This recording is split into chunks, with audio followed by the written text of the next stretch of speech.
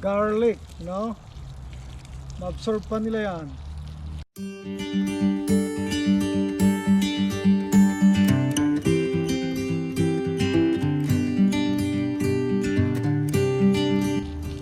Para lumaki pa.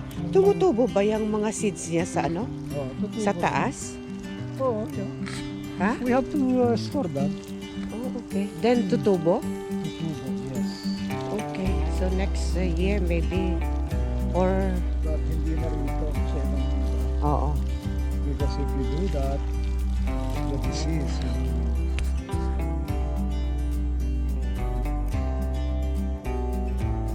My wife will cut it up to this level. Okay. Yeah. Let's do it. Alright. Wow. We have some garlic to use to saute our food.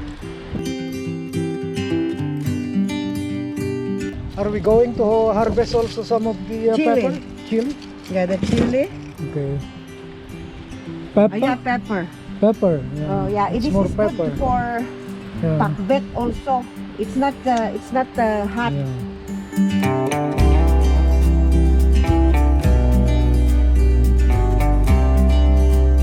Now the big one, the big squash. Look, it's very big. So we can harvest now. Oh, I think it's okay. It's so heavy, huh? Look. Oh boy, that's so huge. Yeah. Mm-hmm. It's ready also. Yeah, take that now. We can take it. You think so? Maybe the slugs will eat. Okay. So, Take it. Oh, that's nice. yeah. See? Ah. Big. Okay. We might remove this. Okay. Alright, look at that, huh? So we have a cabbage also, good size of cabbage. In Tagalog, kalunay. Oh. So guys, these are the harvest. Okay. We have one cabbage and a lot of pepper and chili and that bulbils. So that's good. Hardneck, sila lang yung kakaroon ng bunga. Yung tinanggal natin kahapon, yung bulbils. Kaya na masarap pa rin panggisa yun. Kasi mayroon siyang maliliit na cloves.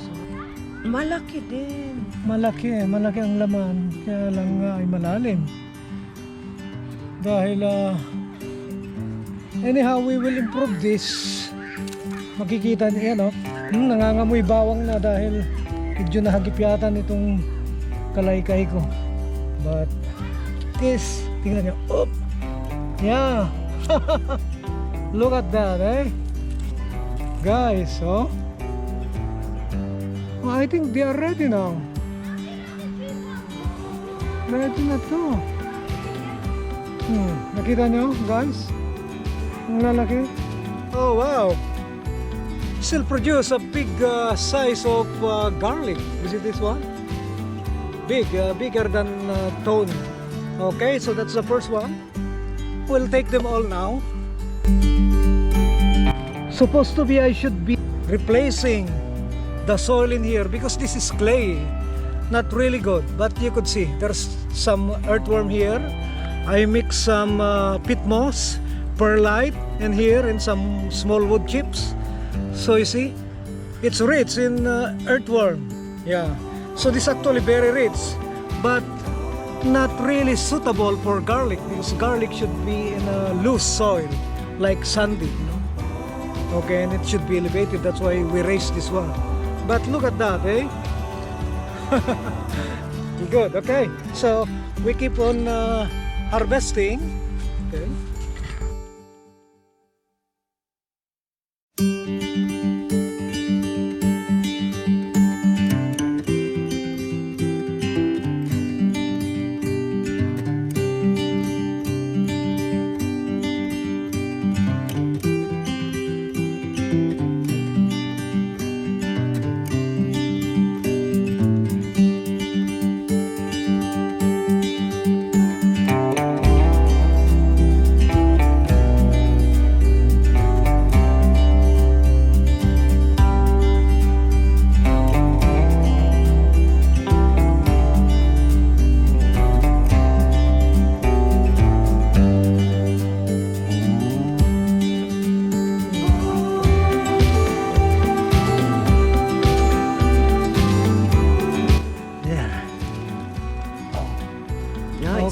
that small. Probably one of the smallest one. Only 3. Anyhow, so guys, you could see here this is small bed. This barely a meter, 10 centimeter square, you know, and we harvested this.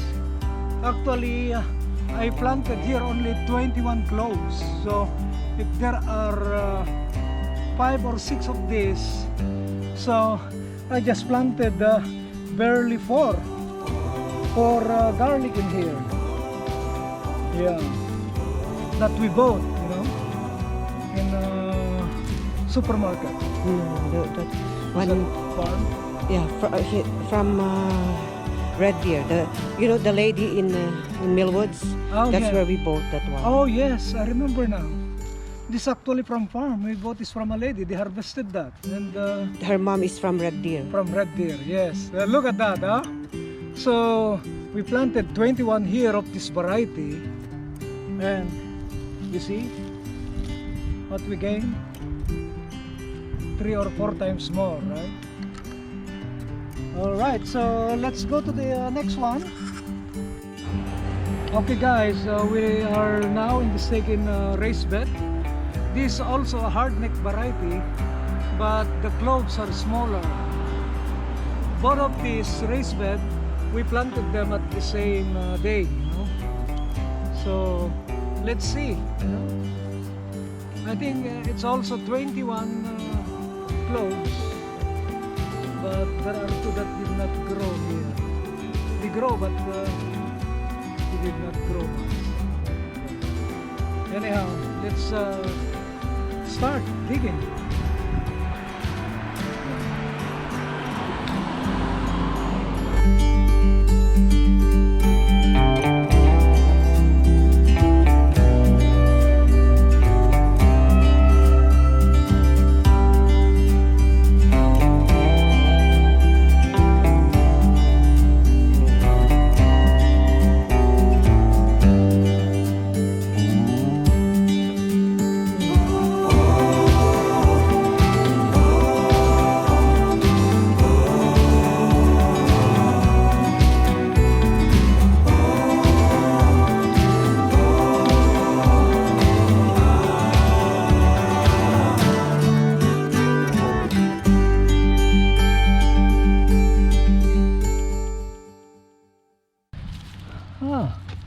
Look at that, huh?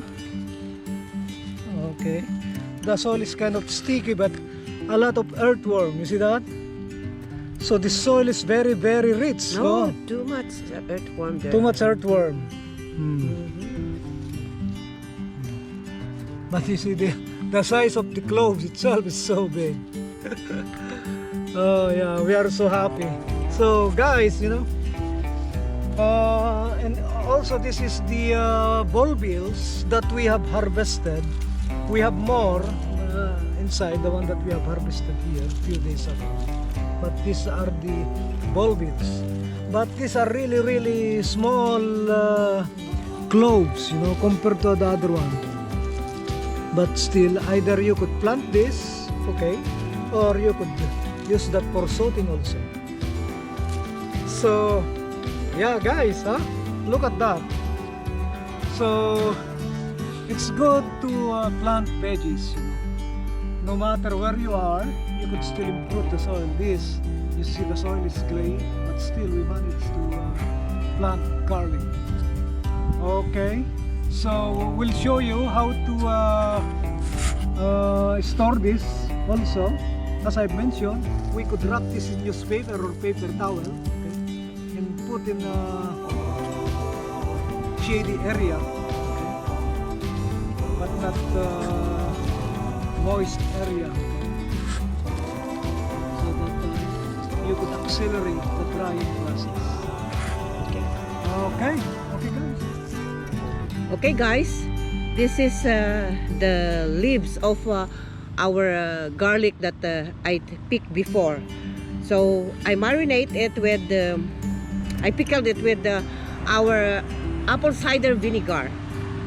Okay, so it's very, very easy. It's very useful. The leaves even these are the flowers before, but it has seeds now, so we can still use this to saute our food. So guys, Panggisa. yeah, This is a very nutritious. You know, I remember Tatang. Siano, you know. Tatang, oh, we miss him. So he used to bring these pickled garlic leaves From Ilocos. From Ilocos whenever, you know, he finds time to travel to Ilocos. You know, Yeah. Ilocos Norte. So, yeah, and actually that's the first time that I have tasted pickled garlic, and I love it. So, I remember Tatang, you know, for so many months, and oh, I miss that pickled leaves, you know, Tatang. So we decided to make this as pickled. We Yes. harvest that over there. Okay, guys, it's useful. Okay, so guys, if you like our video, continue to support us, watch our video, so that we could be encouraged, motivated more to do more videos that we could share with you. We have a lot of things that we could share with you because we are into gardening for so many long years already. Ever since we came here, you know, we have done gardening. So yes, guys, you know. Okay. Thank you and God bless you. Mabuhay tayong lahat ng mga Pilipino. Bye-bye.